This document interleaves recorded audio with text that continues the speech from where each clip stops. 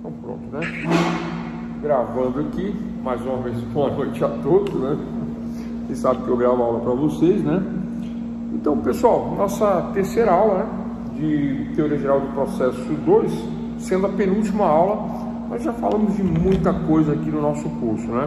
Não vou revisar nem falar de novo, porque é muito assunto, vai tomar muito tempo, né? Mas por cima, assim por cima, né, falamos do que é o direito processual, né? De maneira geral, na Teoria Geral do Processo, expliquei o que é o direito processual e o direito material, falando das diferenças de um e de outro, né? E todos aqueles princípios que vocês estão cansados já de ouvir, né? Cansou, né? Porque dois semestres, né? Um ano inteirinho falando de Teoria Geral do Processo comigo ainda, né? Que sou cansativo, sou repetitivo, dou a matéria várias vezes, de várias maneiras, né?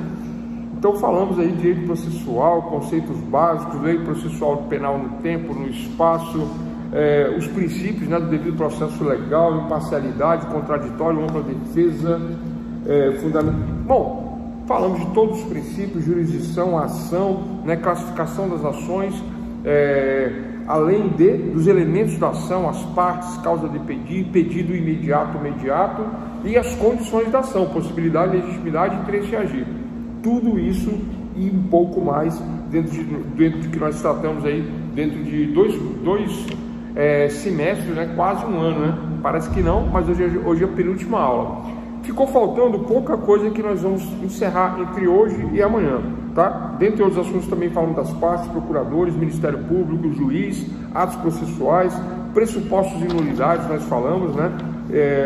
Ficou faltando muito pouca coisa para nós fecharmos a matéria. Suspensão, formação do processo, o que é competência absoluta, o que é competência relativa, falamos de tudo isso, né? Falamos da petição inicial, né? Uma aula só de petição inicial, explicando todos os requisitos dentro da petição inicial. E antes de ontem, né? Resposta do réu. Como fazer a defesa, como fazer a resposta do réu. Eu chamo de resposta do réu porque não é uma contestação simplesmente direta no mérito. A resposta do réu envolve preliminares de mérito, envolve a defesa direta no mérito, com seus aspectos, né, e suas características de impugnação uma a uma e etc e tal. E também existe a defesa de exceção. Falamos tudo na aula anterior, a de hoje. E hoje vamos finalizar aí conceitos que não foram falados ainda. E eu quero falar, talvez ainda hoje, de sentença, e nós vamos fechar o curso amanhã com recurso. Acho que amanhã é recurso, sentença e recurso amanhã, aí finaliza, né? Como é feita uma sentença, como é elaborada uma sentença? Em 3 fases, vou explicar certinho como que o juiz faz a sentença e os recursos. Apelação da sentença, não me conformo com essa sentença por esse ou por aquele motivo, né? Então, apelação, razões, alguns tipos de recursos, vou explicar na aula de amanhã, junto com a sentença. Então, sentença e recurso na aula de amanhã para fecharmos a matéria. Na aula de hoje, o que ficou faltando? Uma pequena revisão de conexão, continência, prevenção, aula de hoje. Antecipação da tutela, citação, né? Resposta do réu foi da aula de ontem. Provas, vou falar de provas. Julgamento antecipado da lide, são os temas da aula de hoje. Primeiro momento, conexão. Não vamos perder tempo não. Pessoal, o que é a conexão de ações? Eu falei, de certa forma, eu falei o que é a conexão das ações na aula da resposta do réu, né? Expliquei quando há duas ações, né? O fenômeno processual onde reúne há duas ou mais ações que têm o mesmo objeto, que tem as mesmas partes envolvidas, os mesmos objetos, as mesmas partes envolvidas, numa situação conflitante, em um litígio, em uma luta, em uma lide, essas pessoas estão em conflito ao mesmo tempo. Só que, olha só, uma coisa ela entra com o divórcio contra ele, tranquilo, temos uma ação com duas partes, né? Mas outra coisa ela entra com o divórcio contra ele e ele entra com o divórcio contra ela. E ambos entram com seus advogados com divórcio, tipo chumbo trocado não dói. Pode? Pode. É possível? É possível. É permitido? É permitido. É permitido as duas ações ao mesmo tempo? Não. A resposta é não. E por que não é permitido duas ações ao mesmo tempo? A fim de evitar sentenças conflitantes. Se ele entra aqui contra ela e ela entra contra ele. Aí ela se defende aqui, aí ele se defende ali. E aí o juiz dá uma sentença aqui e o outro dá uma sentença ali. Para as mesmas partes, para os mesmos fatos, para a mesma situação, um divórcio de cada lado. Além de não ser, prudente, além de não ser econômico, utilizar da jurisdição em dois locais diferentes, isso acontece, pessoal? Acontece. Não acontece o andamento, porque nós temos o Instituto da Conexão, que é o tema do momento, Primeiro tema da aula de hoje, conexão. Haverá a conexão das ações, Ele entrou com a ação contra ela aqui de divórcio, ela entrou com a ação contra ele aqui de divórcio. As ações terão que ser conectadas uma à outra, Aí a doutora Gislane falou na aula anterior, mas aí, professor, não extingue uma ação, a ação que não vai correr uma e a outra vai extinguir. Extingue a ação? Extingue, mas extingue pela conexão. Conecta essa aqui nessa, essa que conectou nessa, ela vai ser extinta, mas ela fica conectada, traz a ação de lá para cá, conecta uma na outra e aí corre a principal. Dessa maneira haverá extinção da ação, fica uma como principal e a outra fica conectada e extinta na principal.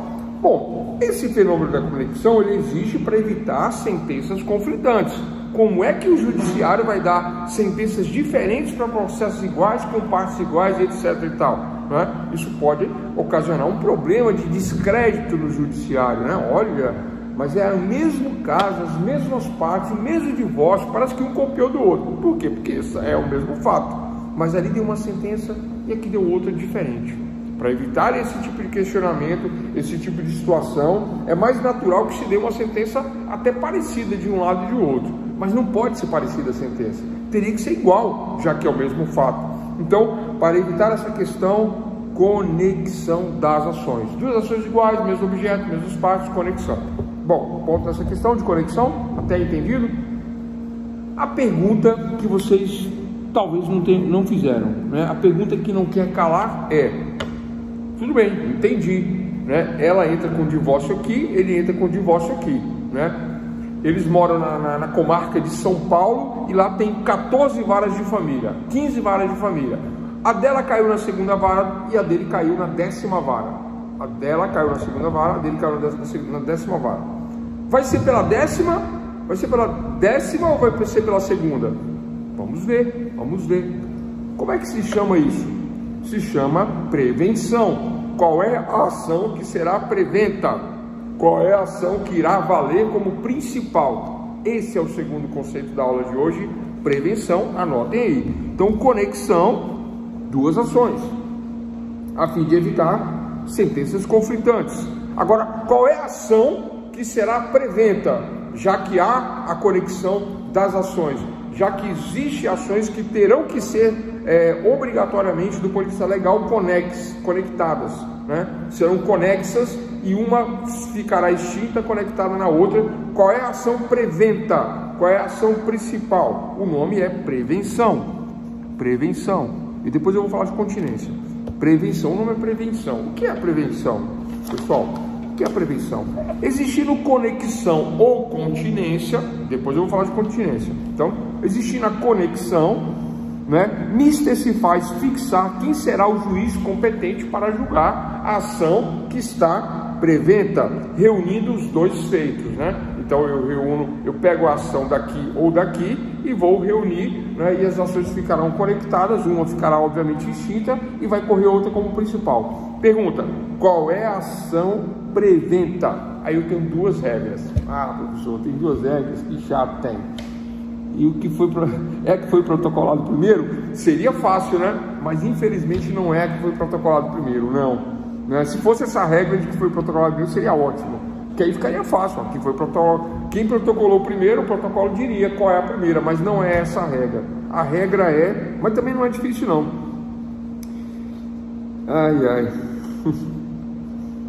Prevento é aquele juiz que despachou em primeiro lugar. Prevento é aquele juiz que despachou em primeiro lugar, ordenando a citação do réu.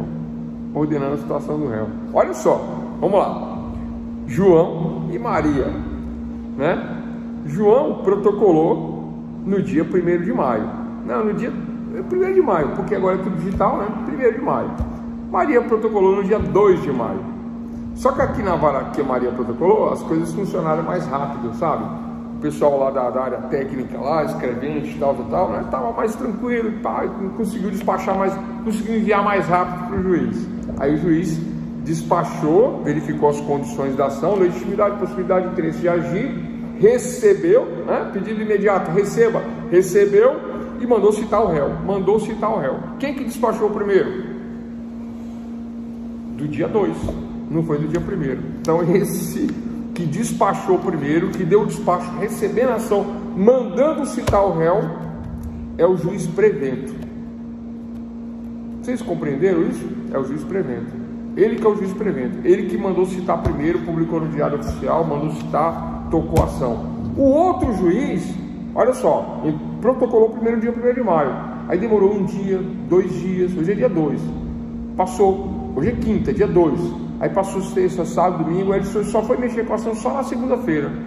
Mas a outra ação que protocolou depois, teve um despacho saneador num primeiro momento. Então qual é a primeira regra? A primeira regra é, em sendo juiz de mesma competência territorial, 2ª vara de São Paulo, 10ª vara de São Paulo, mesma comarca ou seção judiciária, aplica-se, né, a regra que é a seguinte: tornando-se prevento aquele que despachou o processo em primeiro lugar. Então essa é a regra, o juiz que despachou o processo em primeiro lugar. Aí vai ter lá na avaliação qual é a regra, qual é a primeira regra para conexão de ações. A letra A: o juiz torna-se prevento quando ele despacha em primeiro lugar, mesmo que a ação tenha entrado com protocolo 1 dia depois, 1 semana depois, 1 mês depois, 3 meses depois. Mas se ele despachou em primeiro lugar, dando por saneado, recebido a ação. Lembra que o pedido da ação tem 2 momentos? Pedido imediato e pedido imediato. Imediatamente eu peço que Vossa Excelência receba, né? Não tem lá uma luva de pedreiro? Receba, papai, é isso aí, né? Então é isso que vocês fazem, né? Receba, aí o juiz recebe. Possibilidade, legitimidade, interesse de agir, recebi. Agora eu sou mediador. Cite-se o réu com os argumentos que tiver e venha para cá para nós trabalharmos e eu vou ser o mediador. Esse é o juiz prevento da ação na questão da conexão. Agora lá, vamos lá. Por enquanto esse juiz não sabe que tem uma outra ação. E o outro juiz começa a trabalhar na ação. Aí manda citar lá. Depois, aqui já está correndo, aqui já mandou citar, o mandado já saiu, já foi para o oficial de justiça. Aí eu recebo aqui do meu lado aqui, né? Eu como réu, falo, ué, eu entrei com a ação e estou sendo réu na outra ação. E eu entrei primeiro. E o cara fica indignado. Falou, pô, entrei primeiro e agora eu sou réu. Fica indignado. Aí liga para o advogado, reclama. Liga para a defensoria, reclama. Aí ele fala assim, olha, o advogado, o defensor, não posso fazer nada. O outro juiz lá foi mais rápido. Vale agora o processo de lá. Bom, mas 1 mês depois, o cara lá foi mais rápido. Pensa pelo lado positivo, lá é mais rápido. Lá funciona, aqui não funciona. Aqui funciona muito lento, lá é mais rápido. Tá pensando pelo lado positivo, é isso. O juiz prevento é o que despachou primeiro. E o que eu faço? Agora eu era autor, virei réu? É isso. Agora a sua ação vai juntar lá. Você tem que avisar que você entrou, pede a prevenção pro teu lado, se você quiser. Aí a gente pede, mas aí o juiz nega, falando, não, o despacho primeiro foi dado na 2ª vara, não foi aqui na 10ª, então vale lá. Aí o juiz daqui, verificando que tem uma ação já tramitando com despacho inicial, né? Pessoal, o despacho é uma sentença intermediária, uma sentença interlocutória dentro do processo. O que é sentença interlocutória? Entre, né? Locutória de locução, de se locomover, ou seja, entre fases, né? Interlocutória, entre o processo. Essa sentença interlocutória que está dentro do processo é um despacho assim, ó, né? Dou por saneado o processo, sendo legítima, sendo legítima, havendo possibilidade jurídica do pedido e interesse das partes, né? Não havendo carência de ação, se a parte contrária com os argumentos que tiver. Aí dá o despacho saneador, saneado feito O que é o saneamento? O saneamento, né, o despacho saneador, né, diz que a ação está perfeita, está tranquilo, preenche todos os requisitos legais. Preenche todos os requisitos legais, né, vamos adiante. Eu dou esse despacho primeiro. Mas já havia uma ação, já havia. Aí chegou o oficial, ó, tá aqui, ó, tua esposa está se processando. Aí fala, não, eu que estou processando ela, não, aqui você é réu, não é ela não, assina aqui para mim. Aí o cara pega de volta, dá entrada no mandado de citação, dá entrada no mandado e fala, pronto, excelência, citei ele tem que se defender. Ele tem que se defender, via dele, já era. Agora ele virou réu, aqui foi despachado primeiro, é isso, despacho saneador com conexão e prevenção. O juiz prevento é o que despachou primeiro. Pessoal, se eu for explicar mais, é muito para pouco. O senhor já tinha falado sobre isso, eu lembrei agora. Ah, ótimo, melhor ainda. O Claudio tinha falado que já tinha falado isso aí, né? Falado que já tinha falado, então vale como revisão. Tranquilo, pessoal? Então, conexão e prevenção. A continência é uma conexão, só que da ação maior que abrange a menor. Caiu daí na aula passada. Qual é a ação maior que abrange a menor?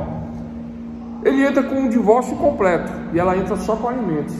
No divórcio tem divórcio, regulamentação de guarda, partilha de bens e alimentos no divórcio. O alimentos é só o pedido de alimentos. A maior abrange a menor, pessoal.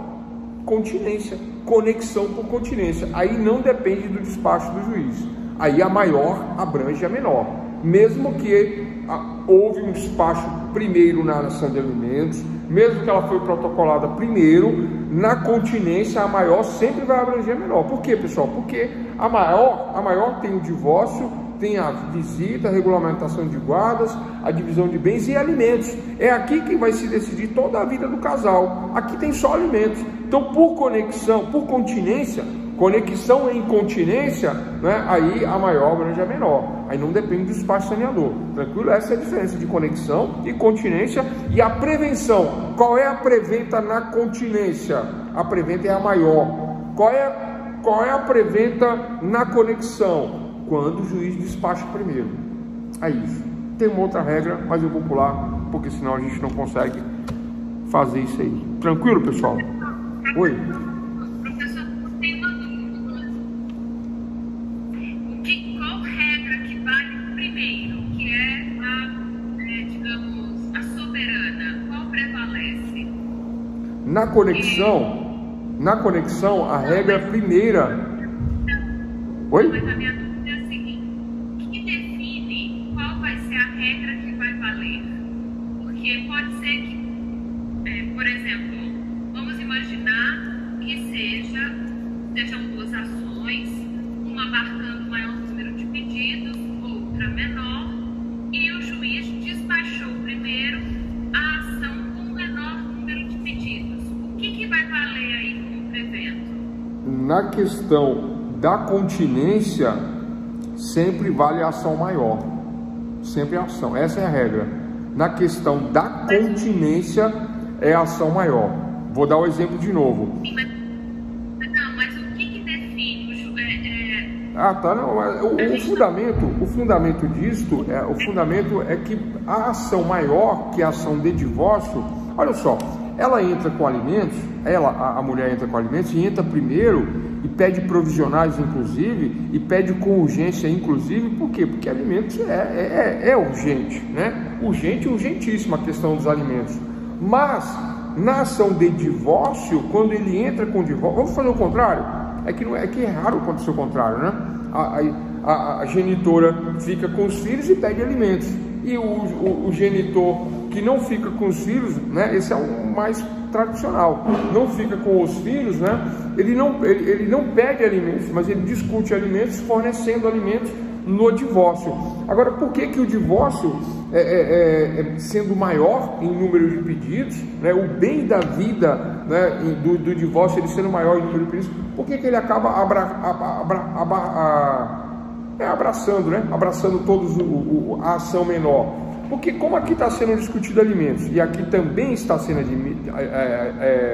discutido alimentos, aqui eu tenho só o pedido de alimentos e aqui eu tenho toda a vida do casal. Eu tenho guarda de filhos, né? Guarda, eu tenho a regulamentação das visitas, divisão de bens, eu tenho o divórcio também e também tenho alimentos.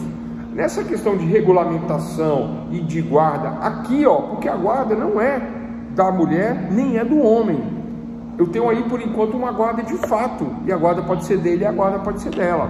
Ele pode pegar os filhos para visitar, por exemplo, e não devolver. Você sabia que isso acontece muito? O pai pega e não devolve.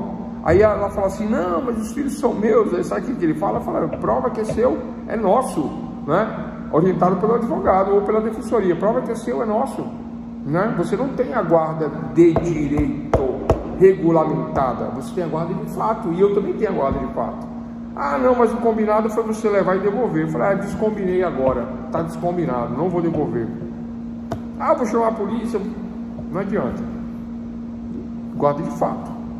Vocês entendem isso? Não estou ensinando vocês coisa errada não, pessoal. Eu já vi isso acontecer na prática, né? E não é o advogado orientando. Às vezes o advogado orienta, mas o cara às vezes dá essa aí, principalmente quando é estrangeiro, né? Quando é estrangeiro dá essa direto, né? Pega e não devolve. Aí as mulheres ficam até com medo, né? Dessa questão da visita, no litígio, não é? Por conta de que isso pode acontecer. Aí ela fica com medo de negar, mas eu não posso negar porque ele é pai. Ah, vou deixar. Aí deixa e ele vai dar o balão.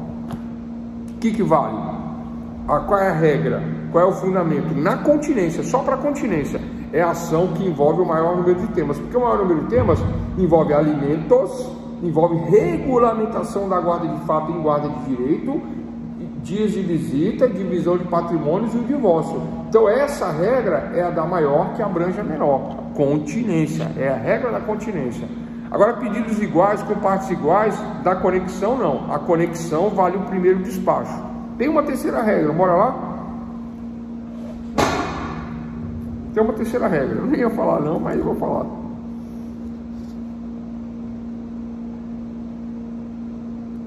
A outra regra, pessoal, é quando as competências territoriais são diversas. O que é competência territorial diversa? Eles moravam em São Paulo, os dois, né? São Paulo capital. Com o divórcio, ele mudou para o interior de São Paulo. Foi lá para São Carlos, a minha terra, lá, foi para lá para São Carlos. Aí, chegando em São Carlos, ele entra com a ação e ela entra com a ação. Qual é a citação válida? Essa é a pergunta. E qual é a regra? Quando são territórios diferentes, a regra é a da primeira citação válida. Ela entrou no dia 1º de maio. Ele entrou no dia 1º de maio. Igual. Só que ele está em São Carlos, ela está em São Paulo. Vale. A regra é quem promoveu em primeiro lugar a citação válida. Foi a vara de São Paulo ou foi a vara de São Carlos? Foi a vara de São Paulo. São Paulo foi mais rápido. Foi lá em São Carlos, citou ele. Aí vale o processo de São Paulo. São Carlos foi mais rápido. Foi lá em São Paulo e citou ela. Vale a vara de São Carlos. Essa é a regra. Tá? Esquece filhos, né? Um casal sem filhos, com pouco patrimônio, querendo divorciar. Essa é a regra geral. Tranquilo? Tá bom, pessoal? É isso. Eu já dei essa matéria, revisãozinha, mas vale para o que nós vamos falar agora.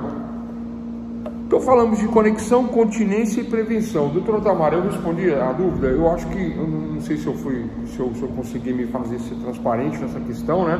Por conta da importância e da significância da quantidade de temas a ser decidido dentro de divórcio, a regra da conexão pela continência é da ação maior, tá? A regra da continência. Existem outros tipos de exemplos. Eu estou dando um exemplo mais fácil, que é quando existe divórcio com alimentos, né? Aí tem uma conexão onde o divórcio abrange alimentos.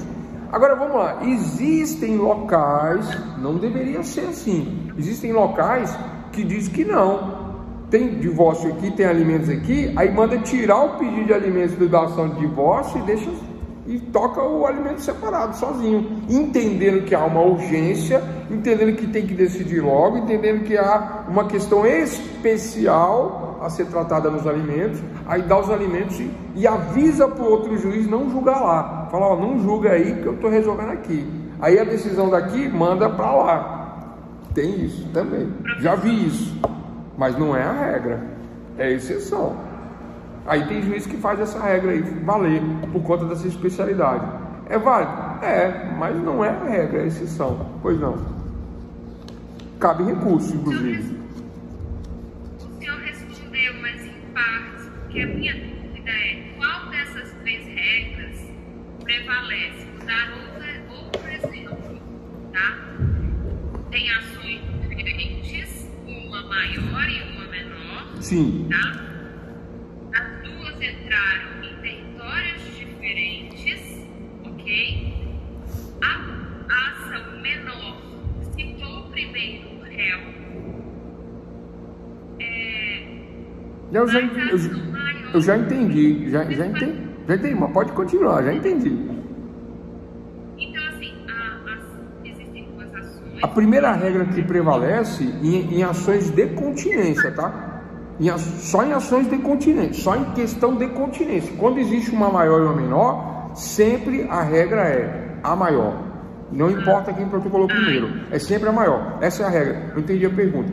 Então, sempre que existe uma maior e uma menor, não importa quem protocolou em primeiro e nem importa qual é o local, sempre é a maior. Por que a maior? Por conta dessa questão de que o bem da vida, o divórcio, é que está causando a questão dos alimentos, da regulamentação da guarda, da partilha de bens, mais do divórcio. Tudo isso aí está envolvido no divórcio, né? É uma coisa é consequência da outra, né? Então, sempre é a maior que vai ter a preferência em primeiro lugar. Ponto nessa questão. Tanto faz o local, o território, tanto faz, né, o tipo de ação. Em conexões iguais, não, né? 2 ações de alimentos ou 2 ações de divórcio, sabe 2 ações de divórcio? Aí são 2 ações de divórcio. Aí não, aí eu vou pela regra do primeiro despacho, né? Agora, se for em territórios diferentes, aí o território diferente é a terceira regra. Então, número 1 por ordem, a maior. Número 2, o despacho em primeiro lugar do juiz. E número 3, a citação em primeiro lugar quando houver territórios diferentes. Agora eu respondi, agora eu sei que eu respondi. Não é isso mesmo? Mas o primeiro lugar, né? Obrigado. Eu que agradeço a pergunta aí, porque esclarece todos os colegas, né? Então, o primeiro local, pessoal, a primeira regra é o despacho pela apelação maior, né? Pela continência, pela importância dos pedidos para que não haja conflitos, tá? Ações iguais são conectas, né? Conexão, aí tem a regra do primeiro despacho. E no caso dos territórios, né? É a terceira regra. Se não for o caso da primeira, não for o caso da segunda, aí cai na terceira. Terceira, territórios diferentes. Bom, vamos lá então agora, né? Falamos de conexão, continência, prevenção, antecipação de tutela. Vamos lá para a antecipação de tutela? Pessoal, quando é que acontece a antecipação de tutela? Falamos da petição inicial, né, ou exordial, né, inicial e exordial. Falamos dela de forma completa nos termos do artigo 319 do Código de Processo Civil, né, valendo para processo civil, processo penal, tributário, trabalhista, né, é a fórmula do bolo, é o segredo que não é o segredo, é aquilo que vale para o concurso público e para todos, né? Para o advogado, para o defensor, para o juiz, para o promotor de justiça, para o delegado, todos vão utilizar-se da forma do 319 do Código do Processo Civil. Esta é a forma que endereça para o juiz, que qualifica, que traz a causa de pedir nos fatos com evidências, né? Com provas, com pedido imediato, né? Imediatamente que Vossa Excelência receba. Após Vossa Excelência receber, né, atendido a possibilidade, necessidade e interesse de agir, né, que dê o despacho inicial mandando o réu se defender com os argumentos que ele tiver. Aí vem a resposta do réu, que nós trabalhamos na aula passada, e hoje esses conceitos que ficaram para trás: conexão, continência e prevenção. E agora, olha só, eu faço um pedido de alimentos. Vamos continuar nessa de alimentos? Eu gosto de alimentos de divórcio porque é um tema que está mais próximo de uma realidade que nós conhecemos com mais facilidade. Eu acho mais simples trabalhar isso, né? Trabalhar essa questão. Então, olha só. Então, a mamãe, ela entra com pedido de alimentos, a genitora, né, entra com pedido de alimentos dizendo, olha, eu acabei de me separar do meu marido, eu tenho 2 filhos, né, nós tínhamos uma renda em comum, tínhamos uma empresa em comum, o que ele ganhava era o que eu ganhava, o que eu ganhava era o que ele ganhava, agora separou, ele assumiu a empresa, olha que esperto ele, e eu fiquei de fora. Não tem problema, né, eu quero meus 50% e ainda quero que ele pague pensão para os filhos. É assim? Dessa maneira. Tá correto? Correto. Mas aí vem um problema, né? A empresa não está depositando mais o prolabore dela e etc e tal, ela entra logo com alimentos e pede uma liminar, olha só, uma ação de alimentos com pedido de liminar, né? Que liminar é essa? Urgente e urgentíssimo, fumus bonis iuris, fumaça do bom direito e o perículo in mora. Qual é o perículo in mora? O perigo da demora, que na demora meu aluguel vai vencer. Esquece aluguel, prestação da minha casa vai vencer. Esquece prestação da casa, eu moro em casa própria, carro próprio e tal. Mas eu tenho despesas com alimentos, com gasolina, com energia, com água, com internet, né? Ninguém vive sem internet, mas eu tenho diversas despesas que no perigo da demora, no perigo in mora, vencendo, eu vou começar a ter problema. Vou ter nome sujo, por exemplo, vou ter um dano moral. Perigo in mora. Fumaça do bom direito, eu recebia, não recebo. Por que eu não recebo? Tá errado isso aí. Então, vamos lá, pessoal? Qual é o tema do momento agora? Falamos de conexão, falamos de conexão, continência, prevenção. O tema do momento é antecipação de tutela. Quando eu entro no fórum, né? Vamos dizer assim, quando eu me utilizo do processo, que é um instrumento de atuação do Estado, o que é o processo? Conjunto de atos que me levarão à sentença. O que é ação? Conjunto de atos que me levarão à sentença. O processo ou a ação é um instrumento de atuação do Estado, porque eu não posso fazer uso arbitrário das próprias razões. Não posso ir lá e sacudir ele pela gola, virar de cabeça para baixo, tentar arrancar as moedas, bater, ir no caixa, tirar o dinheiro. Não posso fazer nada disso. O que eu tenho que fazer? Utilizar-me da tutela da proteção do Estado. Qual é a proteção do Estado? Através do instrumento, através da ação. Então eu peço ao excelentíssimo senhor doutor juiz de direito, né, Estado juiz, de uma das egrégias, né, várias de família da região administrativa de Planaltina, do Distrito Federal, né? Vamos mudar para São Paulo, da comarca de São Paulo, do Estado de São Paulo, venho respeitosamente a Vossa Excelência, né, requerer em situações especiais, olha só, em situação especial, onde os alimentos, né, os alimentos devem ser já concedidos, ainda que provisórios, né, pela fumaça do bom direito, né? O que é a fumaça, pessoal? É algo tênue, que eu não preciso nem pegar, eu não preciso nem provar, mas eu junto documentos, ó, eu sou casada, tenho filhos, tinha uma renda, tenho despesas assim, aí eu junto tudo que eu tenho, junto tudo. Essa é a fumaça do bom direito. Agora, liminar, se eu não pagar com essa pensão que eu estou pedindo porque ele está negando, tem interesse de agir, já liguei, já conversei, já mandei e-mail, já mandei mensagem pelo WhatsApp, pelo Telegram, foi ter bloqueada, que absurdo. Fumaça do bom direito, perigo de mora. Oi? Em que outras situações? Tem outras situações, tem várias situações. Outra situação, vamos mudar de exemplo. Manutenção da posse. Manutenção da posse é uma outra situação. Oi? Mas a autotutela, ela é um instrumento utilizado sempre que há um risco, por exemplo, um risco à vida. Não, mas aí nós estamos falando da exceção. Ó, a autotutela, ela é proibida. É defeso a autotutela na nossa sociedade. É proibido a autotutela na nossa sociedade, com exceções da autodefesa da vida. Mas a autodefesa da vida, que é chamado de legítima defesa, é a única exceção, né? Tem mais duas, né? Que é o exercício arbitrário, ou que é o exercício legal do direito, né? No caso da polícia, troca tiro com o bandido, aí mata. Oi? Pois não? Sim. A minha pergunta é diferente. A minha pergunta é se a antecipação de tutela, ela é sempre um instrumento em que, em situações especiais, pede-se o apoio do Estado quando a ação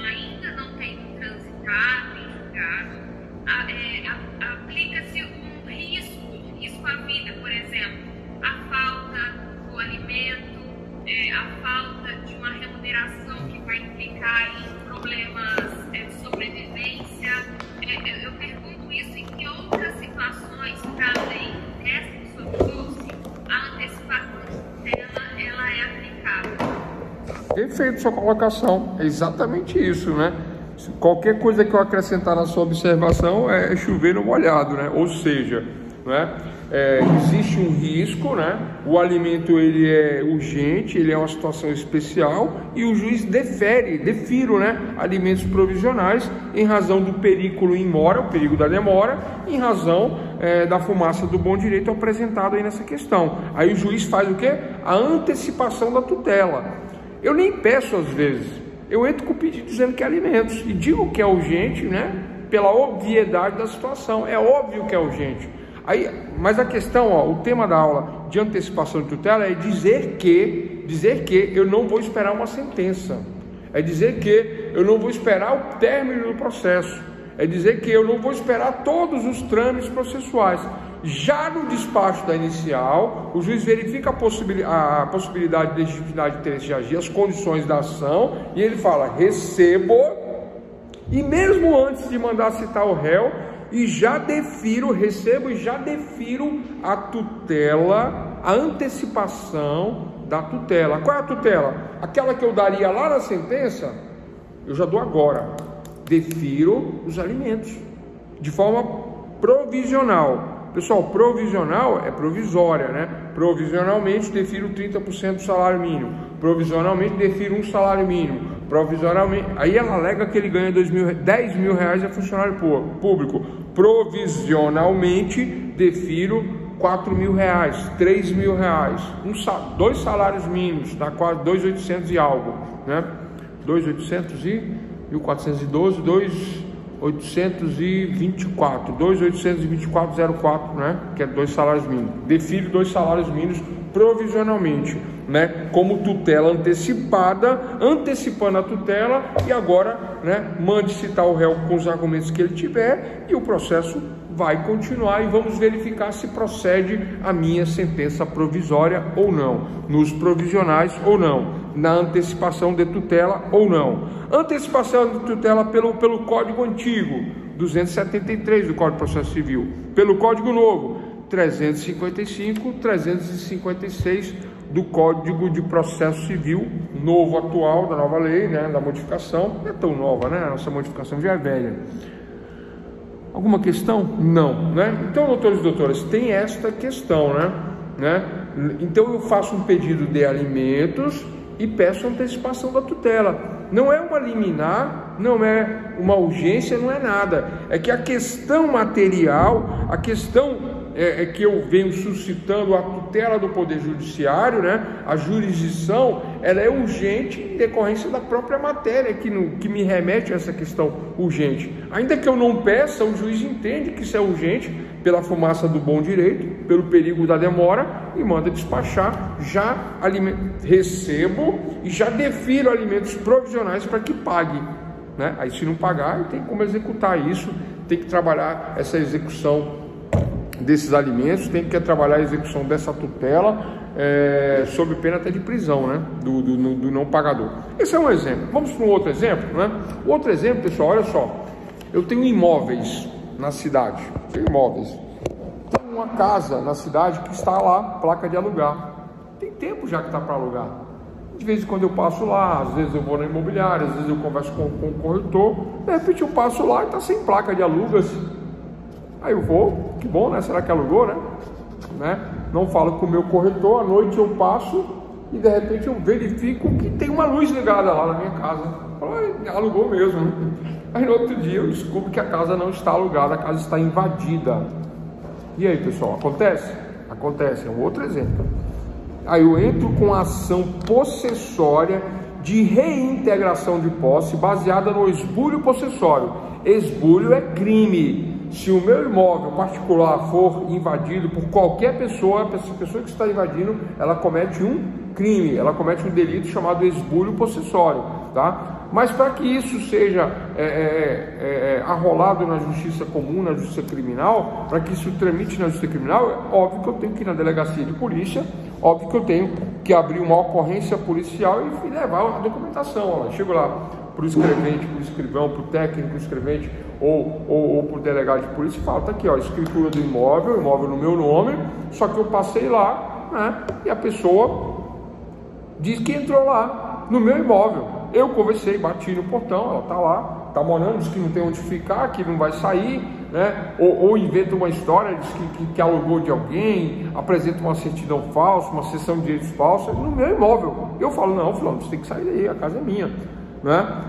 Aí a pessoa fala, ah, não vou sair não, busca teus direitos. Então eu chego na delegacia, estou aqui, né, doutor delegado, explicando, tá aqui a documentação, o imóvel é meu, tava por uma imobiliária, estou esperando e tal, tiraram a placa lá. Só que é o seguinte, se essa pessoa ficar aí, daqui a pouco entra com os capião, arranca a grade, arranca a porta, arranca a janela, arranca vidro, começa a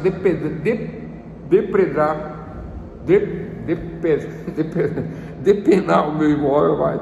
Começa a depenar o meu imóvel, começa a arrancar tudo que tem lá dentro. Isso não é justo, né? A propriedade privada é minha, né? E eu não aceito esse tipo de situação. Faço o boletim de ocorrência de desbulho possessório, que é um crime, né? Faço essa ocorrência, pego essa ocorrência, mais a cópia dos meus documentos, mais a cópia da escritura, e entro com a ação de reintegração de posse e digo que houve uma invasão. Eu vou esperar uma sentença?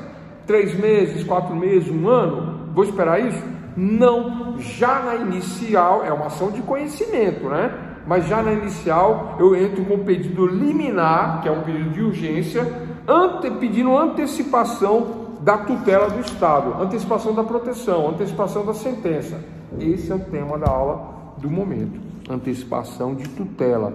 Essa antecipação vai me antecipar a proteção do Estado antes da sentença. Sabe a sentença que sai em 6 meses, 1 ano, 1 ano e meio? Não está mais assim não, pessoal, está mais rápido agora, mas não tão rápido, né? 6 meses, 7, né? Antigamente 1 ano e meio, agora 6 meses, por conta da digitalização, o pessoal está trabalhando mais, né? Porque trabalhar em casa é mais confortável, né? O juiz sai de sunga, não, vocês vão achar que é besteira que eu vou falar, mas não é. O juiz sai de sunga, a juíza sai de biquíni da piscina, bota a beca por cima, faz a audiência. Acontece isso? Vocês vão achar que eu estou falando brincadeira. Acontece, o juiz fez isso daí, inclusive ao vivo, aí ele esqueceu de colocar o botãozinho quando ele levantou, abriu, né? Mas ele estava pegando a piscininha no conforto da casa dele lá, não tem nada de errado, né? Mas acontece. E os processos estão mais rápidos por conta disso, porque a pessoa trabalhando em casa, ela trabalha no conforto do seu lar, com o melhor café, uma água, etc e tal, ar-condicionado, a sua piscina, os seus filhos, olha que coisa mais, né, bacana você estar no conforto do seu lar, então a coisa flui. Então o que eles faziam de forma normal, né, agora parece que está 4 vezes mais rápido, parece não, está, né, são estatísticas do judiciário. Então, o que demorava 1 ano e meio, agora demora 6 meses. Mas 6 meses dentro da minha casa invadida ainda é muito tempo. Então eu requeiro a antecipação da tutela concedida liminarmente. Pessoal, não confundam ações cautelares com pedidos liminares. Já explicamos a diferença em classificação da ação. Eu tenho ação de conhecimento, ações executivas e ações cautelares, né? Aqui, a ação de reintegração de posse é para mim reintegrar na posse, eu peço danos, eu peço a expulsão do invasor, mas lá no pedido eu faço um pedido liminar, né? Numa ação de conhecimento, pedindo a antecipação da tutela, para que haja antecipação da tutela. Qual é o requisito principal? Anote aí, qual é o principal requisito para a ação de antecipação de tutela? Qual é o principal requisito para a ação de antecipação de tutela? Aí vai vir lá, letra A, letra B, letra C. Prova inequívoca da verossimilhança das alegações prestadas na inicial. Vou repetir. Prova inequívoca da verossimilhança das alegações. O que é essa prova inequívoca da verossimilhança das alegações? São 2 provas no caso da reintegração de posse. A prova da invasão, que é o boletim de ocorrência, né? E a prova de que eu sou o proprietário do imóvel, que é a certidão, que é a escritura pública do imóvel. Eu tenho a escritura pública do imóvel e faço o boletim de ocorrência. Essa é a prova inequívoca da verossimilhança das minhas alegações, de que eu sou dono e de que está invadido. Eu não preciso de testemunhas, nada disso não, porque eu não estou louco. Como é que eu vou entrar com uma ação, né? Eu vou gastar dinheiro com o judiciário, porque o judiciário não faz isso de graça, essa ação não é de graça, né? Eu sou dono de imóvel, vou pedir justiça gratuita, difícil isso acontecer, né? Tudo bem, há imóveis de baixo valor, mas esse não é o normal não, né? E normalmente o juiz não concede, né? Falar, ah, você tem uma casa e ainda tem uma outra casa para alugar? Não, você não é pobre não, então você vai pagar custas sim, custas judiciais. Mas qual é a prova inequívoca da verossimilhança da sua alegação? A prova da sua alegação é de que o imóvel é seu. Confere a escritura? Confere, você é o proprietário. E houve uma ocorrência policial, olha só, sob pena de estar comunicando falsamente um crime, né? Eu estou comunicando, falsa comunicação de crime é crime, não é? Não é calúnia, é falsa de comunicação de crime. Falsa comunicação de crime é crime. Então eu estou comunicando falsamente um crime? Não estou. Eu junto o boletim de ocorrência, atesto, né, dessa maneira. Inclusive vai correr um processo criminal de esbulho que o delegado tem que mandar verificar quem está na casa, qual é o nome da pessoa e etc e tal. Então eu faço uma ação de reintegração de posse, né, pedindo a saída, pedindo ressarcimento de danos contra o invasor, né, que ele não se aproxime do local, junto a escritura, junto o boletim de ocorrência, que é a prova, né, inequívoca da verossimilhança das minhas alegações. Ponto. Essa é a questão. Esse é o requisito obrigatório. Ponto nessa questão.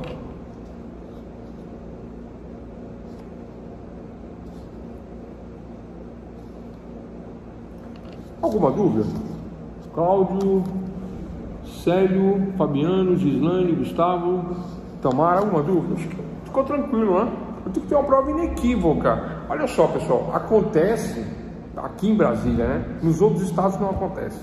Acontece também, né? Lá no Amazonas, lá no Pará também acontece. Pará não, Amazonas Norte, né? Tem alguns lugares ali que é meio problemático essa questão de escrituração também, né? Assim como aqui no DF. Então, às vezes acontece de, né, o que se diz dono tem uma cessão de direito e o que invadiu também tem uma cessão de direito. Aí quem é o dono? O dono é quem tem uma escritura. Nenhum dos dois tem escritura. Aqui no DF o que mais tem é casos assim. Parece que o DF teria invadido, parece. Não é, mas até é, né? Até tem muita invasão aqui, né? Claro que trabalha em cartório sabe o que eu estou falando, né? Tem muita invasão aqui, muito problema com cessão de direitos. Aí o cara apresenta a cessão de direitos, o boletim de ocorrência e diz que é dele.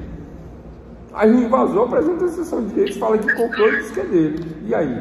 Foi, dona doutora. Mas tem caso de cessão de direito que a pessoa, ela tem um contrato que ela comprou o imóvel. É o que eu estou falando agora. Ele faleceu. Então, assim, para fazer a escritura tem que ser feito o inventário. Aí, nesse caso, a cessão de direito é válida. Não, ele apresentou os documentos primários. É o que eu estou falando. Aqui no Distrito Federal tem muito isso, né? O que eu estou falando vai além disso, na verdade. Na verdade, o imóvel ele não tem registro em cartório, ele não tem matrícula, ele não tem nada. Né? Aí você está falando assim, ah, mas... Pois não? Aqui também tem muito isso. Tem, né?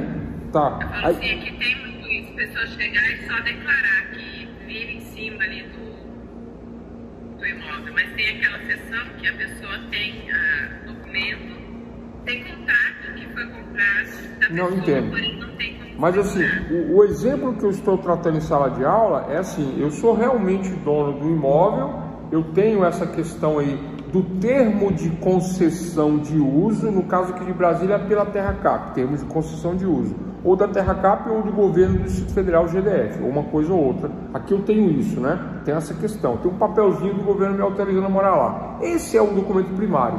Desse documento primário, aí saiu uma cessão de direito, 2, 3, eu sou proprietário, Só que aí um outro vem com invasão, invade e apresenta também uma cessão de direito. mas eu tenho uma cadeia anterior que me garante que eu sou mais antigo. Aí eu provo que eu sou proprietário, em ação de reintegração de posse, né? Atesto aí o fumus boni iure de periculum in mora, né? E a verossimilhança das alegações, a prova inequívoca da verossimilhança das alegações é esse termo de concessão de uso primário lá dos primeiros momentos em que eu estava na terra, que eu ergui, que eu construí, que vai de encontro com essa pessoa que diz que também tem um termo de concessão de uso. É no sentido que a doutora falou aí. Nesse sentido eu provo que é minha. Eu faço uma tutela e peço a tutela antecipada e ganho o meu imóvel de volta na justiça. Mas existem questões contraditórias quando envolve esse tipo de documento de cessão de direitos, que é um documento particular, né? Porque eu junto um documento, o outro junta um documento, qual é que vale? O mais antigo não é o mais antigo que vale. Às vezes o mais antigo é falso. O que vale é uma cadeia... Oi, pois não? O que às vezes... Tem mais documento para provar. O que vale é uma cadeia, como muito bem foi colocado aí, né? Uma cadeia de documentos anteriores à cessação de direitos que vem confirmar. Por exemplo, o pedido de instalação de água lá é mais antigo e é meu. E tá lá, porque é um pedido antigo, da época que não tinha moradores, que não tinha nada. Eu invadi a área do Estado e fui lá e pedi a ocupação. Aí o Estado me deu. Falou assim, não, né, vamos regularizar toda a região. Isso é comum aqui no DF. Aqui tem muito isso. Aqui tem muito isso no DF. Aí o DF vem e regulariza um bairro inteirinho para uma determinada situação. Aqui tem muito isso. O DF foi planejado para 500 mil de habitantes, para 500 mil. Foi planejado só para 500 mil. Já tem 3,5 milhões. Agora vocês imaginam, né? O que não teve de invasão aqui. Professor, a senhora acredita que eu já fiquei sabendo, só que nesse caso, um deles, eles fizeram 2 tipos, eu não sei como que fizeram isso. Mas eles fizeram... eu esqueci o nome que fala, quando vai medir a terra. Um fez um tipo de medição e o outro tipo de medição. Demarcação de área? Não, isso não aconteceu. Isso não aconteceu aqui. É memorial que eles falam. Tá, um memorial fez discutido. Um cartório, uma escritura, e o outro fez um outro cartório. Mas era o mesmo terreno. Mas a descrição, como era feita, o memorial era diferente, era o mesmo terreno. Foi feito 2 escrituras. Eu tô entendendo. Eu nem sei como que desenrolou isso. Aqui existem problemas maiores do que esse daí, mais parecido com esse. Por exemplo, vou dar um exemplo aqui. Aqui é a área que nós estamos aqui em Planaltina do Distrito Federal. Essa área de Planaltina do Distrito Federal, que seria a capital do nosso país, a capital não seria Brasília, onde é atualmente, né? Onde foi construído ali mais no centro do retângulo. O pessoal chama de quadrado, mas é um retângulo. Não era para ser ali. A capital de Brasília era para ser onde nós estamos, aqui.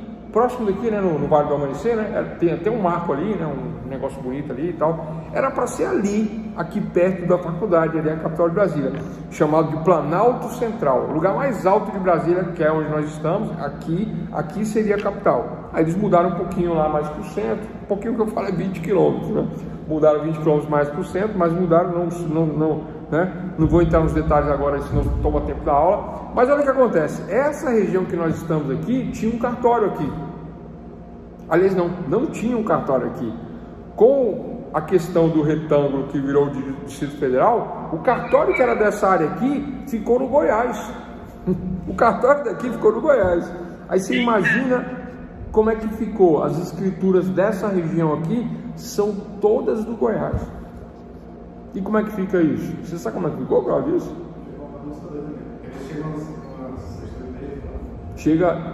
Tem imóveis que não tem escritura. Aí você vai procurar a escritura do Goiás. Escritura do Goiás vale aqui? Não vale. Questão de jurisdição, já tivemos essa aula. Aí o pessoal fala, não, mas vale. Claro que... Mas a escritura vale. Vale como um documento para orientar a cadeia de dominação do bem, né? De domínio, né? Vamos dizer assim. Mas é uma escritura que lá do Goiás não tem jurisdição. O Goiás não tem jurisdição no DF. O DF não tem jurisdição do Goiás. A escritura que traz de lá para falar que vale aqui, ela tem valor como um documento para orientar quem é o dono na cadeia, etc. Tal. Mas como escritura ela não vale. Como escritura não, né? Tem isso ainda. Isso dá uma discussão boa na justiça, mas ninguém quer brigar porque ninguém quer gastar dinheiro com esse tipo de discussão. Mas se existe essa discussão aqui, eu já vi, já mexi com imóveis com esse tipo de problema aqui. Aliás, não foi só um não, foi uns 3 ou 4 que eu mexi com isso aí, né? Que eu pego muitas coisas de imóveis aqui e tem essa discussão. A escritura não vale. Aí o pessoal fala assim, mas um dia era aqui o cartório, agora o cartório ficou lá. Não, o cartório sempre foi lá. É aqui que não tem cartório. Agora aqui tem um cartório novo, mas ainda não existe ainda a regularização. Pois não? Mas eu achei esquisito, porque assim, no caso da escritura, ela pode ser feita em outro lugar. O que tem que ser feito é recolher o imposto aonde tem o terreno. Agora, o registro não, porque a escritura, ela tem que ser registrada. Dá uma olhadinha aí. Cartório de registro de imóveis? Dá uma olhadinha aí, você vai ver. Cartório de registro de imóveis, né? Do DF, cartório de registro de imóveis do Goiás, são regras diferentes. Era para ser igual. Era para ser igual. De registro de imóveis, sim. É de registro de imóveis, né? A gente está falando de imóveis, né? A gente está falando de imóveis, né? São regras diferentes. Mas tudo isso, né? O tema da nossa aula, antecipação de tutela. A antecipação de tutela, a proteção do Estado. Então resolve-se dessa maneira, pessoal. O ponto principal é a prova inequívoca da verossimilhança das alegações, que é feito documentalmente, né? Testemunha já é uma prova que é frágil, que não vale para essas questões. E ponto final nesse tema. Tranquilo? Vamos adiantar? Vamos falar de citação rapidamente. Pessoal, o que é a citação? Deferida a inicial, né? O juiz, né? Excelentíssimo senhor doutor juiz de direito, venho respeitosamente, apresente Vossa Excelência, né? Ilustre ínclito do julgador, né? Eu, qualificado, venho requerer um divórcio em face de fulano tal. Aí vem os fatos e os fundamentos, o pedido, né? Receba a inicial. Aí o juiz, vamos ver. Possibilidade jurídica do pedido no divórcio? Ok. Legitimidade de partes, né? O casal está separando, marido e mulher estão separando, ok. Interesse de agir, tentaram conversar, tentaram negociar, não houve conversa, não houve consenso, divórcio litigioso, interesse de agir. Possibilidade, legitimidade, interesse de agir, imediatamente recebo, né? Então, ao excelentíssimo senhor juiz, recebi. Dou despacho inicial deferindo o recebimento da inicial. Recebo, se a parte contrária para que apresente a resposta, né, do réu a esta ação de divórcio. Tranquilo?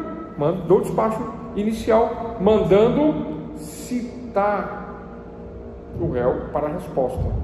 Tema do momento, citação. Vamos lá? O que é a citação, pessoal? É um ato obrigatório. A citação é obrigatória. Sem citação, não existe processo. Aí cai lá na prova lá da OAB. Sem citação, letra A. Existe processo? Sem citação, existe, mas não houve citação? Letra C. Sem citação, não existe processo. Sem citação, não se forma a relação processual. Sem citação, não existe. Professor, mas o processo está parado no fórum. Está parado, mas não existe a formação da relação processual. Juiz, autor e réu, não está formada a relação. Existe do autor para o juiz, onde o juiz recebeu. Até aí existe o processo. Mas a relação perfeita, completa, somente com a citação do réu, que é um ato obrigatório que está estampado lá no Código de Processo Civil, no Código de Processo Penal, até para o penal, para o tributário, para o trabalhista. A relação processual só se forma com a citação do réu.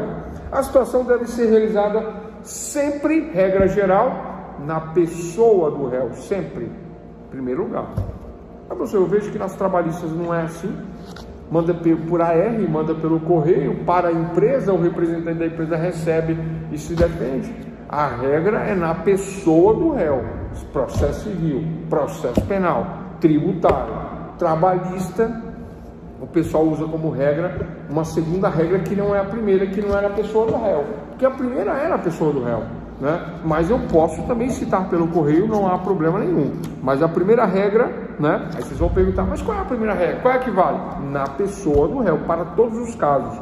Subsidiariamente, não havendo a possibilidade de fazer a citação na pessoa física do réu, né? E somente isso, né? Aí, né? Não havendo tem que ter uma justificação, se não for a pessoa do réu. Então, para civil, penal, tributário, né? E até para trabalhista tem que ter uma justificação. Na trabalhista, a trabalhista justifica dizendo que é uma empresa, que está lá, ela não tem um endereço, ela tem uma situação, ela é situada em tal local, a sua administração, a administração daquela empresa, daquela pessoa jurídica. Aí manda citar a empresa na pessoa do seu proprietário, do seu patrono, do seu preposto ou do seu representante jurídico da empresa, né? Normalmente manda citar a empresa, não acrescenta nada não, porque senão fica muito específico e acaba dando problema. Requer a situação da empresa na pessoa que quer representar qualquer uma que seja. Aí se o porteiro recebe, pode valer e pode até não valer, mas normalmente vale. Tranquilo, pessoal? Citação, tranquilo? Citação é o ato obrigatório que forma a relação jurídica processual, forma o processo, juiz, autor e réu. Sem a citação, não tem processo válido, o processo não anda. Isso é o conceito de citação.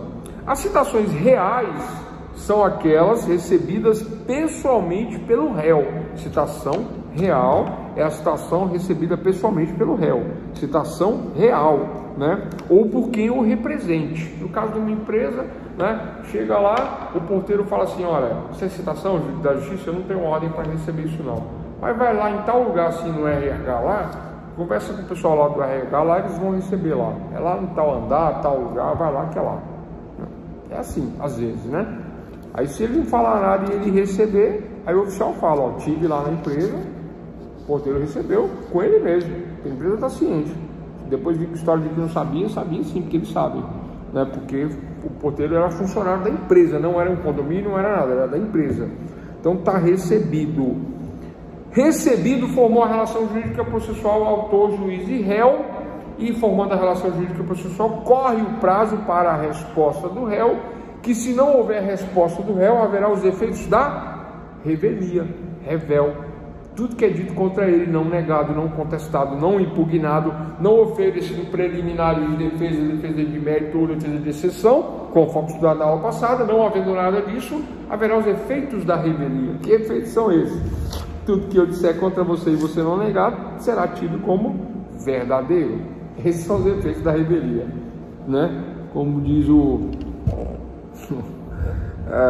tem que parar com essa brincadeira. O Omar, né? É trágico, né? Trágico demais. É isso, pessoal. Vocês sabem quem que é o personagem? Lá do Cris lá, né? Trágico. Efeito de revelia é trágico. Então vamos lá, tipos de citação. Primeira citação, pessoalmente, citação real. Segunda citação, né? Essa citação, essa primeira real é por oficial de justiça, tá, pessoal? O oficial de justiça é uma pessoa de confiança da justiça, um funcionário público da justiça, né? Que antigamente ficava nas varas, né? Era de confiança e ainda era próximo do juiz. Era, mas não é mais assim. Agora tem uma central de oficiais de justiça, onde são emitidos os mandados, ele sai dali, vai, faz o trabalho dele, cumpre, citando a pessoa. Citou, acabou, está valendo o processo, começa a correr o prazo. Aí ele devolve o processo para o mandato, o processo para o mandado, ele devolve o mandado de citação para o processo, né? Quando entra no processo, começa a correr prazo para se defender. Tranquilo, né? Por oficial de justiça é a citação real, é a primeira forma, é a forma que é a mais aceita, é o padrão, tá? Ele vai lá. Professor, eu tenho uma dúvida. Vamos lá. No século XXI, né? No momento em que há aí a informatização de todos os procedimentos e também numa relação processual no qual indicou-se um advogado e que na Constituição o advogado indica um e-mail, né? Por que ainda usa-se a citação pessoal se há outros instrumentos possíveis? Tá. Então, mas por que a real é a mandatória ainda? Excelente pergunta, né? Mas são duas perguntas, tá? São duas situações, na verdade, né? Primeiro, se eu vivo numa era moderna, né? Numa novidade, né? Eu costumo falar de AC e DC, antes da Covid e depois da Covid. Eu falava isso antigamente, agora que acabou a Covid eu parei de falar, mas nós estamos vivendo uma era pós-Covid, onde houveram profundas mudanças no judiciário, onde tem fórum que, né, abre, mas não funciona. É igual cabeça de bacalhau, existe, mas você nunca viu. Cabeça de bacalhau, não existe, mas você não vê. Você, né, trabalha com fórum, mas não tem fórum. Você trabalha no fórum digital, tem um fórum lá, né, parado. Tem acho que 4 anos que eu não entro no fórum aqui da cidade. Desde o dia 13 de março de 2020, foi a última vez que eu estive no fórum, que estava um pânico na cidade, porque a pessoa que estava com Covid, a primeira do Brasil, tinha passado no fórum daqui. Logo daqui. Pouco falaram, não sei se é verdade também, né? 13 de março de 2020. Eu estava na porta do fórum para entrar, e aí estava um alarde lá e fecharam o fórum. De lá para cá, 13 de março de 2020, nós estamos em 2 de maio de 2024, eu nunca mais entrei no fórum, nunca mais. O que tem a ver com a pergunta da doutora? Não precisa do fórum. Precisamos do espaço do fórum? Entre aspas, não. Agora, o que isso tem a ver com a citação nestes moldes, nestes termos, doutrinária e da lei?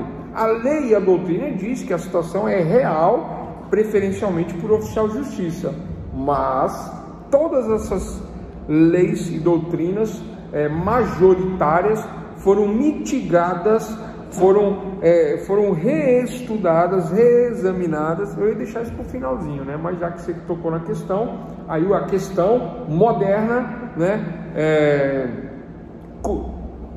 do dia a dia, notória, é que as citações nem sempre estão sendo feitas pessoalmente, pessoa a pessoa, mas continua sendo pessoalmente, continua sendo por oficial de justiça, só que via aplicativo, nem é pelo e-mail, como a doutora falou, que poderia ser, porque a lei autoriza a citação digital, né, por meios digitais, mas quando a lei fala de meios digitais, a ideia era utilizar o e-mail. Por que utilizar o e-mail?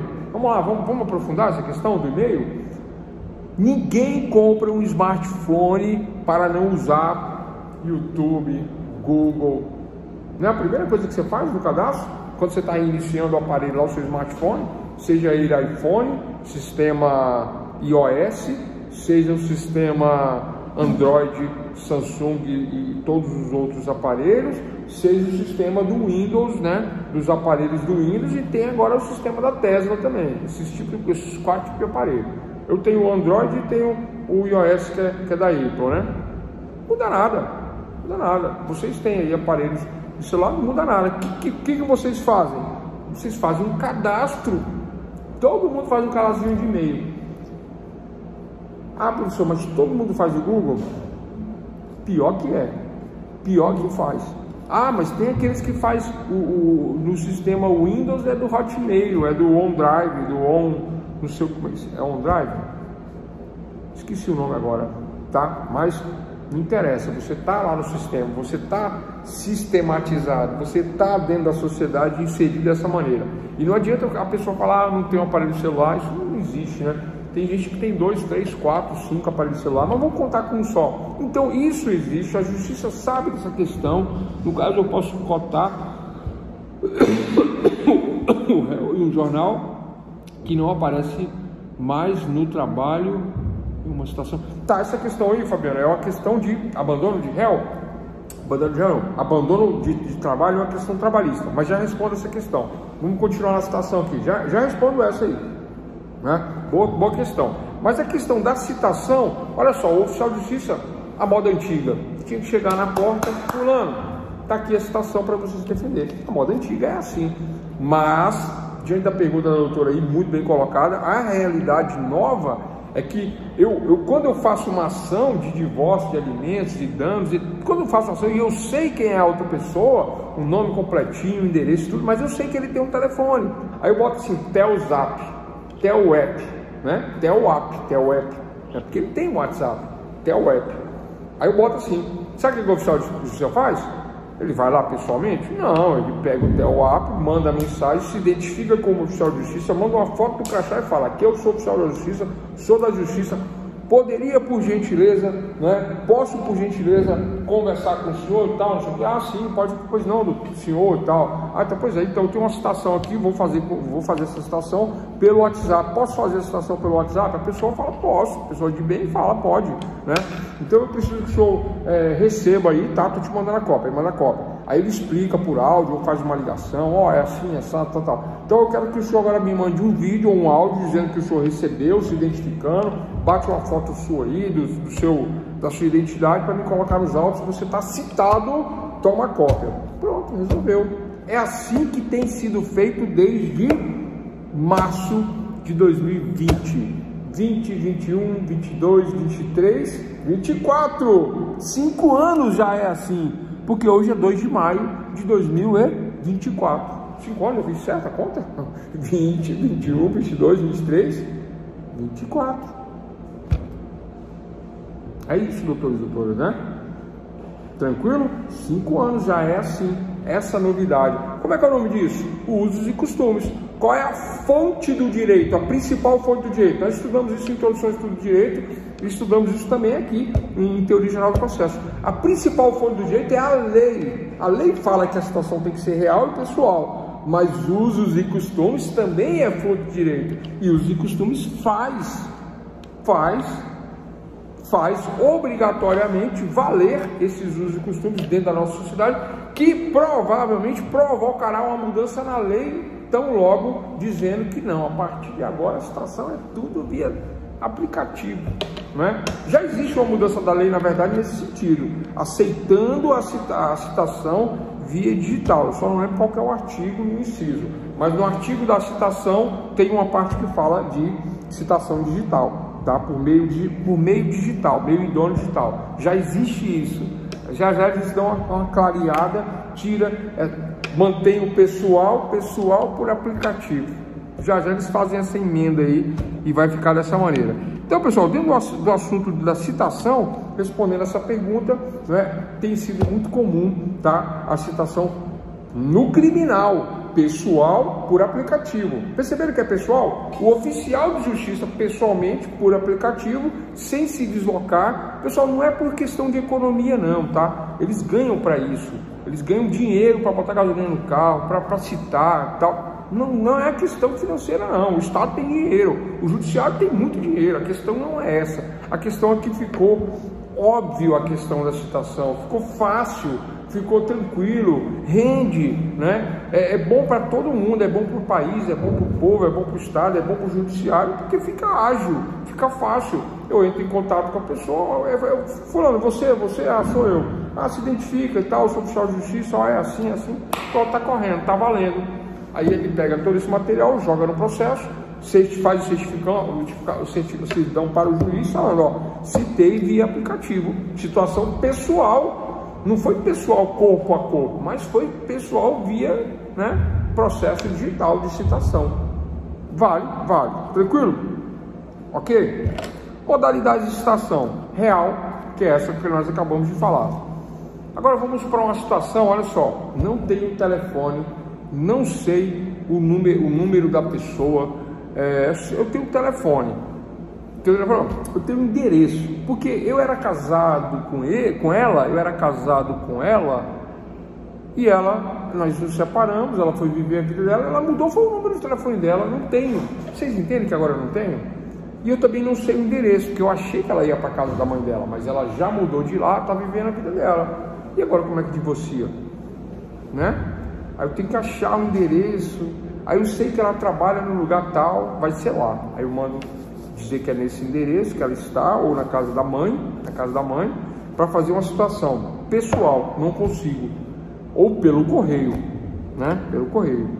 É a faculdade concedida ao autor que poderá pedir, não pessoal, mas pelo correio. Isso é comum, pessoal, nas trabalhistas, tá? A trabalhista, ele não pede a citação pessoal do dono da empresa. Sabe por que não? Porque muitas vezes, às vezes, o dono nunca nem fica na empresa. Às vezes o dono mora em outro país. Aí a pergunta que não quer calar: eu trabalho para o dono da empresa ou trabalho para a empresa? Essa é a pergunta na trabalhista que nós devemos fazer. E quem atua na área trabalhista sabe que a resposta é: eu não trabalho para o dono da empresa. Não trabalho para o meu chefe, para o meu gerente, pelo meu chefe do setor, não. Eu trabalho para a empresa. Eu recebo ordens do meu chefe de seção, do meu chefe da minha equipe, ou do meu gerente, ou até do dono eu recebo ordens, porque eu sou subordinado às ordens dos líderes dentro da empresa, mas eu não trabalho para eles, eu não movo ação contra eles, eu movo ação contra a empresa. Aí eu opto, na hora da citação, para citar pelo correio. Por quê? Pelo correio. Porque se eu pedir a citação do gerente, do encarregado geral ou do patrão, pode ser que eu não ache eles. Sou bobo? Não, eu vou no mais rápido. Qual que é o mais rápido? Eu opto por citar pelo correio a empresa. Qualquer pessoa que receber lá dentro está valendo. E não tem desculpa. Ah não, mas o faxineiro da empresa não tinha ordens para receber. Problema seu que não deu ordens para ele, mas ele recebeu, assinou o crachá dele lá, ó, fotografei, eu oficial fotografei ele recebendo, fizemos uma selfie juntos, né? E ele disse que trabalha lá. Ele não te passou, o problema seu dele, né? É isso. Isso pode causar uma habilidade, óbvio, pode ser discutido, óbvio, mas normalmente eles não aceitam isso não, né? Porque o cara corre e entrega onde tem que entregar e fala, ó, chegou aqui, fizeram assinar, não tem jeito. Então, pessoal, essa citação real, citação por correio. Tranquilo? Agora existe uma citação, olha só, né? Sumiu. Você sumiu, a pessoa sumiu, né? A pessoa sumiu, eu não consigo achar de jeito nenhum. A pessoa não tem endereço, não sei o endereço, não sei o telefone, não sei o WhatsApp. Eu fiz um negócio com essa pessoa e ela tinha uma imobiliária. Eu fui lá na imobiliária, sentei, tomei um café, tomei uma água, conversei com ela, conversei com a secretária dessa pessoa, conversei com outras pessoas. Várias pessoas fizeram um negócio e eu fiz um negócio com esta pessoa. Mas agora eu estou com dano, agora eu estou com um problema que essa pessoa me causou e eu quero processar ela. Aí eu vou processar no endereço da imobiliária. O oficial de justiça fala assim, olha, essa imobiliária não existe mais, o endereço não existe mais, a pessoa que estava aqui mudou, o vizinho de um lado do outro não sabe para onde foi, não tem número de telefone, não tem nada. E agora, pessoal, citação real, não dá. Aí Facebook não acha, Instagram não tem, nada, não tem contato com a pessoa. Como é que eu faço essa citação? Por oficial de justiça? Não, né? A citação, ela é por edital. Anotem aí, tem cabimento sempre que o réu se encontre em lugar incerto. Eu já fiz citação por edital? Já fiz. Exatamente nesse caso que eu acabei de falar, né? O corretor provocou um dano no meu cliente, né?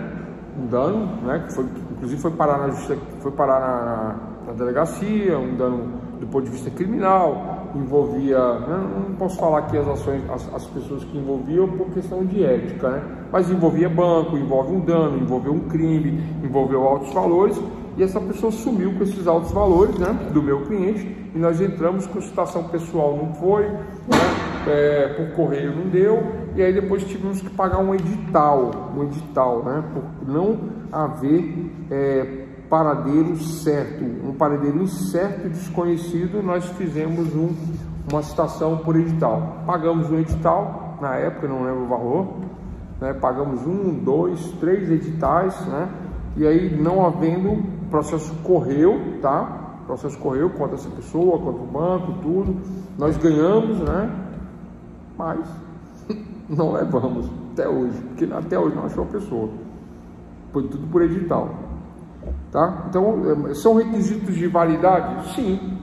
Havia ao juiz autor e não havia o réu, porque o réu é um paradeiro incerto, desconhecido. Aí, com o edital, continuou correndo. Aí houve tudo na revelia, né?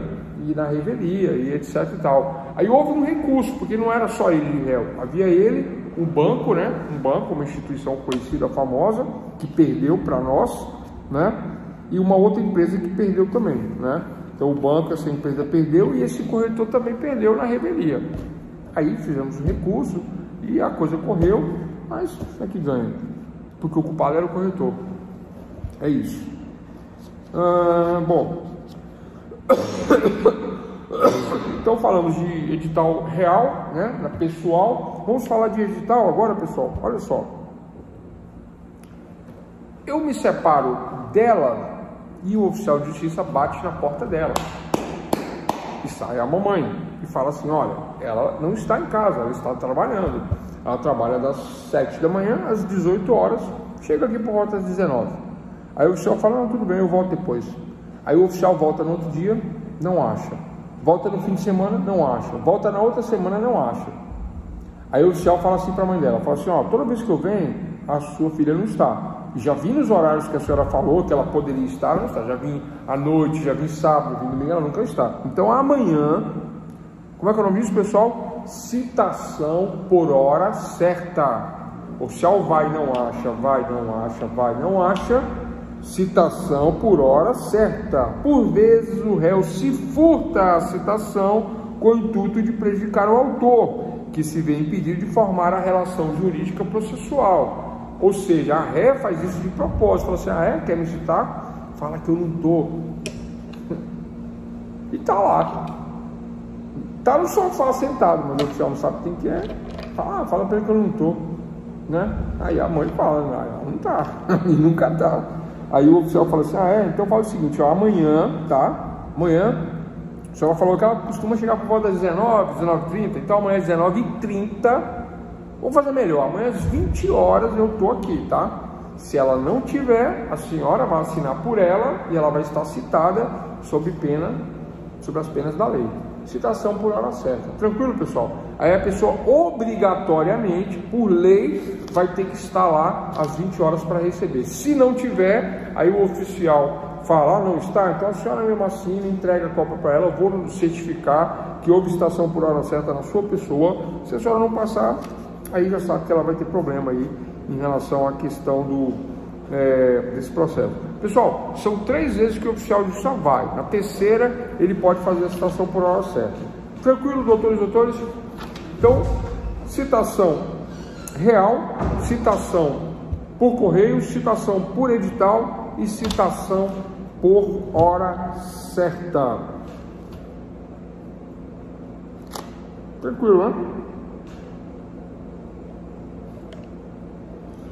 Citação por hora certa. Então, encerramos aí o assunto de citação. Então, falamos de conexão, continência, prevenção, antecipação de tutela, citação, modalidades de citação, resposta do réu foi da aula passada e os últimos temas, né? Bom, tem só mais 2 temas, né? Provas e julgamento antecipado da lide. Olha só, antecipação da tutela é um assunto, antecipação da tutela. Julgamento antecipado da lide é outro assunto. Professor, qual é a diferença de antecipação da tutela e julgamento antecipado da lide, que é muito parecido? Eu vou deixar esse julgamento antecipado da lide para a aula de amanhã, porque se eu for falar hoje vai confundir, vocês vão falar que é a mesma coisa e não é, né? Tranquilo? Resposta do réu nós já falamos na aula de ontem, né? Boa aula de resposta do réu, né? Revelia. Bom, vocês sabem que revelia, né, é aquele que a pessoa teve ciência, formou a relação jurídica processual e ocorre a revelia quando o réu não responde à citação. Ele foi citado, mas não responde, não apresenta a resposta do réu, nem preliminares de mérito, nem dentro do mérito, direto ou indiretamente, e nem preliminar, e nem defesa de exceção. Nenhuma das respostas do réu ele oferece. Então corre o efeito da revelia. Anotado aqui, revelia é isso. Isso são os efeitos da revelia, né? E aí, o juiz, verificando a revelia, aplica os efeitos da revelia, sobe para a sentença e corre de acordo com os fatos articulados pelo autor, não contestados pelo réu, né? Deixando o réu, por exemplo, de comparecer em juízo ou de oferecer resposta, né? No processo criminal, às vezes tem a citação, mas ele não vai na audiência, não vai no interrogatório, não apresenta uma defesa que é na fase final do processo criminal, né? Então ocorrem efeitos da revelia. No civil, ele tem um prazo para contestar, para apresentar uma resposta, e aí não apresentando a resposta, efeito da revelia. A revelia, portanto, é quando o réu, embora ciente de ter que apresentar uma defesa, não a apresenta, né? Sendo citado, não o faz. Ocorrem os efeitos da revelia. Então, há a presunção da veracidade dos fatos narrados na inicial. Tranquilo? Princípio da impugnação específica. Princípio da impugnação específica. Nós falamos na aula passada. Na defesa de mérito, quando eu defendo o mérito diretamente, falamos na aula passada na resposta do réu. Eu tenho que impugnar ponto por ponto, um a um. Letra A, letra B, letra C. Cada fato narrado ali eu tenho que impugnar. Aquele fato que eu não impugnar, presume-se a veracidade daquele fato não impugnado na inicial. É um assunto que nós já falamos, né? O princípio da impugnação específica. Tranquilo? Há exceções? Há exceções. Para a revelia, há exceções. Primeira exceção para a revelia: a pluralidade de réus. Né? Tem 3 réus. Um é citado, o outro é citado, o outro, os 3 são citados. Um apresenta a defesa, o outro apresenta a defesa, o terceiro não apresenta a defesa. A revelia para os 3? Não, a revelia é só para quem não apresentou a defesa. Então essa é a primeira forma, né, de exceção à revelia. Né? Ocorre, ele foi citado e não contestou, e tem 3 réus, mas a revelia só ocorre para ele que não se defendeu. Fácil essa, né? Fácil. Segunda maneira, quando o litígio versar sobre direitos indisponíveis. O que são direitos indisponíveis? Aqueles que estão na Constituição, lá no artigo 5º, sabe? Direito à liberdade, à vida, são direitos indisponíveis. Isso aí não tem como dar revelia, né? Isso aí, né? Mas é mais difícil é até difícil de explicar e muito raro acontecer. Mas esse direito indisponível, né? Por exemplo, a questão de alimentos, né? A questão de alimentos. Alimentos é uma questão de direito indisponível, né? Dificilmente corre a revelia uma ação de alimentos. O juiz insiste em informar a relação processual, insiste na citação por edital, por correio e tal. Dificilmente é aplicado os efeitos da revelia. Se não acha a pessoa, dificilmente se aplica a pena. Pode aplicar alimentos provisionais, mas efeitos de revelia em alimentos é muito complicado, porque é um direito que realmente tem que ter o outro lado, porque senão não tem nem efeito, né? Aplica a revelia, tem nem efeito. Tranquilo, pessoal? Bom, vamos passar para a prova, ou vamos terminar e deixo prova para amanhã. Julgamento então ficou, né? Prova, julgamento antecipado da lide, sentença e recursos. Falando de revelia, tá? Vamos lá, pessoal. Teoria geral das provas.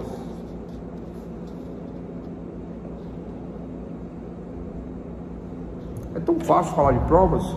Prova documental, prova oral, prova pericial, inspeção judicial, né? Qual o objetivo da prova, o objeto, que eu vou deixar para amanhã, 9h30 e tal, até dá tempo. E aí?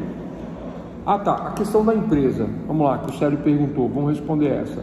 No caso, eu posso cotar o réu, citar o réu em um jornal que não aparece mais para o trabalho e uma citação também? Olha só, Fabiano, né? Eu tenho um caso assim, inclusive, né? Trabalho para alguns empresários, aí o empresário chegou para mim e falou assim: poxa, a gente trabalhava aqui, estava numa boa, o cara sumiu, e ainda vai me botar na justiça depois dizendo que eu não paguei ele, mas ele sumiu.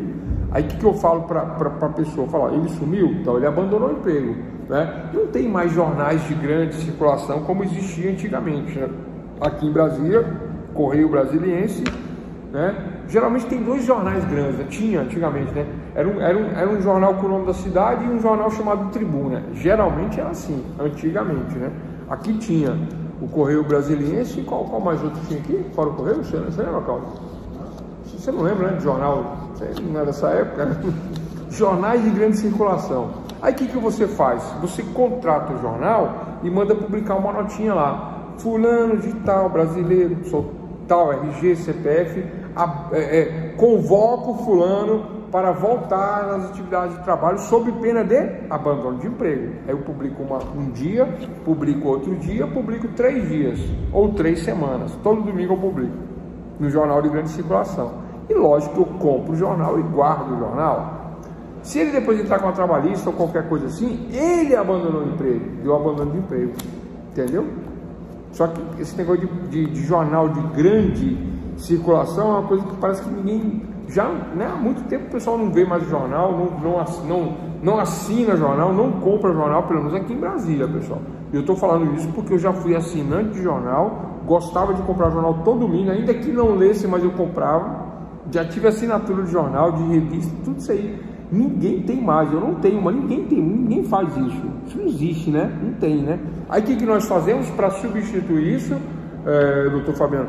Eu posso ir num cartório comum de pessoas, de imóveis, e posso publicar, pagar uma publicação para que esse cartório publique no Diário Oficial. Aí o cartório publica, chamando, convidando o empregado, né? Faço a publicação lá, tipo um edital, faço lá, pago tudo, convidando ele para retornar ao trabalho.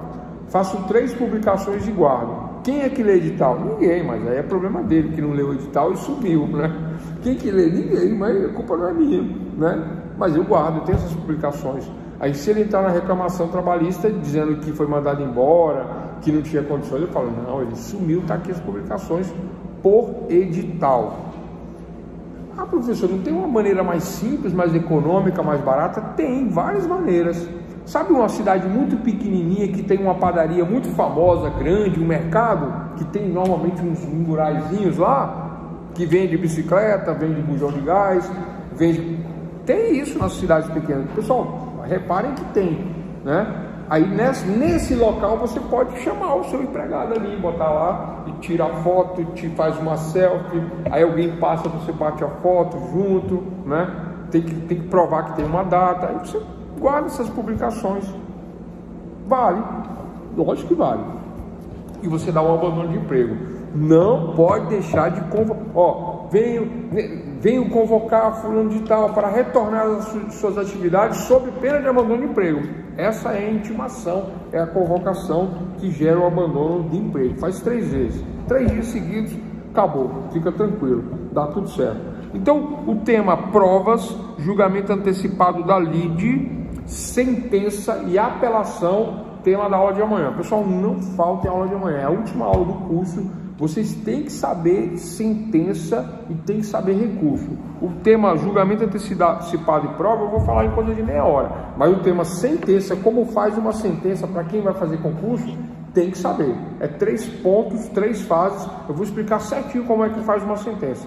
É simples. E a apelação, quais são, como que é, por que eu apelo, quando que eu apelo e alguns tipos de apelação eu vou falar na aula de amanhã e ponto final para a aula de hoje. Vou subir os vídeos, tá? Vídeo de hoje e vídeo de terça. Quarta não teve, eu vou subir o vídeo de terça, o vídeo de hoje. Amanhã a nossa última aula de teoria geral do processo, né? 2.